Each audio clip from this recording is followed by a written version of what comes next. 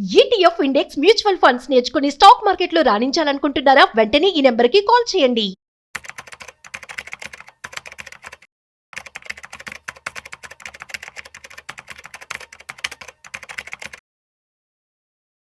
ఇవాళ మార్కెట్ ఎలా క్లోజ్ అయిందో ఇవాళ మనతో చెప్పడానికి ఫైనాన్షియల్ ఎక్స్పర్ట్ శ్రీరామచంద్రమూర్తి గారు ఉన్నారు. వారి మాటల్లో అడిగి తెలుసుకుందాం. హాయ్, హలో, నమస్తే, వెల్కమ్ టు సుమన్ టీవీ. నేను మీ రాజీవ్ పసుపులేటి. హాయ్ సార్, నమస్తే. నమస్తే రాజీవ్ గారు. యా సార్, ఇవాళ మార్కెట్ ఎలా క్లోజ్ అయింది? ఇవాళ నిజంగా ఒక వెరీ గుడ్ డే అని చెప్పొచ్చు అండి. పోనీలే, చాలా రోజులు చాలా రోజుల తర్వాత అది ఎవరు ఎక్స్పెక్ట్ చేయని రీతిలో ఇవాళ 1.3% నిఫ్టీ కానీ సెన్సెక్స్ కానీ పెరిగాయి. సో అన్ఎక్స్పెక్టెడ్ అనమాట. యాక్చువల్ గా లాస్ట్ 3-4 days నుంచి కూడా మార్కెట్స్ హెవీగా ఫాల్ అయిపోయి చాలా ఇబ్బంది పడిన వాళ్ళందరికీ మంచి ఓవర్ట్ వచ్చింది.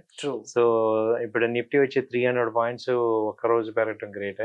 సో 1.29% పెరిగి 25,112 దగ్గర క్లోజ్ అయింది. అలాగే సెన్సెక్స్ తీసుకుంటే అది 1046 points పెరిగి 82,408 దగ్గర క్లోజ్ అయింది. సో అలాగే బ్యాంక్ నిఫ్టీ కూడా 675 పాయింట్లు పెరిగి 56,252 పెరిగింది. సో ఇదంతా కూడా చాలా మంచి ఇవాళ మంచి ర్యాలీ వచ్చిందని చెప్పచ్చు. సో మేజర్ గా స్టాక్స్ చూసుకుంటే బాగా బాగా పర్ఫామ్ చేసిన ర్యాలీ మనకి చూసుకుంటే ఏంటంటే టాప్ నిఫ్టీ 50 కంపెనీస్ లో జియో ఫైనాన్స్ 3.5% బాగా పెరిగింది. తర్వాత నెస్లే వచ్చి 3.3% పెరిగింది. భారత్ ఎయిర్టెల్ 3% పెరిగింది. M&M 2.7%, ట్రెంట్ 2.1%, అలాగే HDFC లైఫ్ వచ్చి 2.5% పెరిగింది. రిలయన్స్ చాలా రోజుల తర్వాత 2% పాజిటివ్ ఇచ్చింది. సో ఇవి బాగా పెరిగాయి.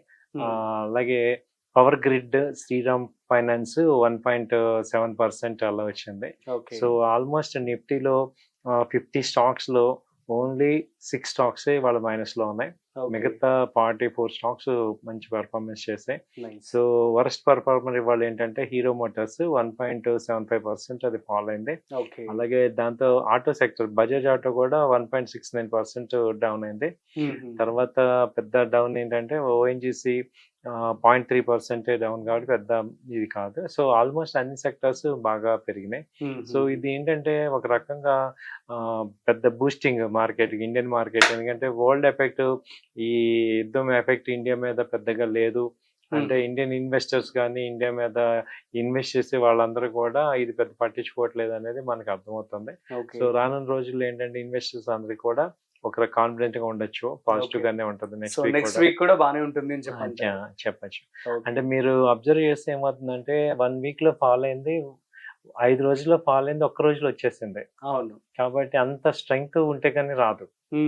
సో ఆ కంట్రీ మీద కానీ ఆ యొక్క కాన్ఫిడెన్స్ లెవెల్స్ ఆ స్టాక్స్, ఎందుకంటే మళ్ళీ క్వార్టర్లీ రిజల్ట్స్ కూడా బాగా వచ్చాయి ఇండియన్ మార్కెట్ లో. మళ్ళీ నెక్స్ట్ మంత్ మళ్ళీ క్వార్టర్ రిజల్ట్స్ ఈ క్వార్టర్ అని తెలుస్తున్నాయి. కాబట్టి ఇది పాజిటివ్ గానే ఎక్స్పెక్ట్ చేస్తున్నాం నెక్స్ట్ మంత్ కూడా. సో దీన్ని బట్టి ఏంటంటే బై అండ్ డిప్స్ పానిక్ అవ్వాల్సిన అవసరం లేదు మనం. So stay with investment, stay చేసుకోండి, ప్రొటెక్ట్ చేసుకుంటూ ఉండొచ్చు. ఓకే. సో సార్, మరి ఏ కారణాల వల్ల పెరిగిందని చెప్పి అనుకోవచ్చు? At the same time future లో ఎలా పెరుగుతుంది అంటే కారణాలు ఏంటి? యాక్చువల్గా ఏంటంటే ఇవాళ ఎక్స్పెక్టేషన్ ఏంటంటే ఈ యొక్క వార్ ఇరాన్ కొంచెం పీస్ టాక్స్ కి యాక్సెప్ట్ చేశాము అనే న్యూస్ అనేది స్ప్రెడ్ అవుతుంది. సో దానివల్ల ఏమవుతుందంటే త్వరలో కొంత సర్దుబాటు అయ్యే అవకాశాలు కనపడుతున్నాయి అనిపించింది. తర్వాత ఏంటంటే మెయిన్ ఇండియాలో కూడా బయింగ్ డౌన్ సైడ్ లో బయింగ్ వచ్చింది. సో నెక్స్ట్ ఈ గురువారం ఎక్స్పైరీ కాబట్టి next week expiry role overs కూడా ఛాన్సెస్ ఉంది. సో ఈ ఒక్క ఎత్తున పెద్ద ఎత్తున ఏంటంటే షార్ట్ కవరింగ్ వచ్చి మార్కెట్స్ లో అంతా బయింగ్ జరిగింది అనమాట. సో ఎక్కడైనా ఆప్టిమిజం ఇండియాలో అయితే బాగా కనబడుతుంది.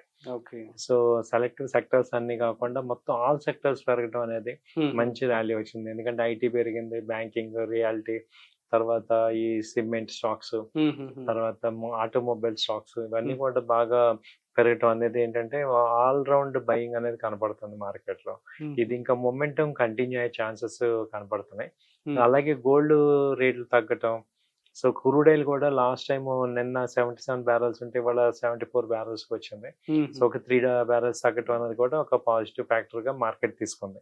అండ్ మోర్ ఓవర్ ఇది వీకెండ్ కాబట్టి ఇక ఫ్రైడే వీకెండ్ కాబట్టి కొంచెం పాజిటివ్ క్లోజ్ అవటం కూడా ఒక రకంగా పాజిటివ్ అన్నమాట. Super sir, thank you so much.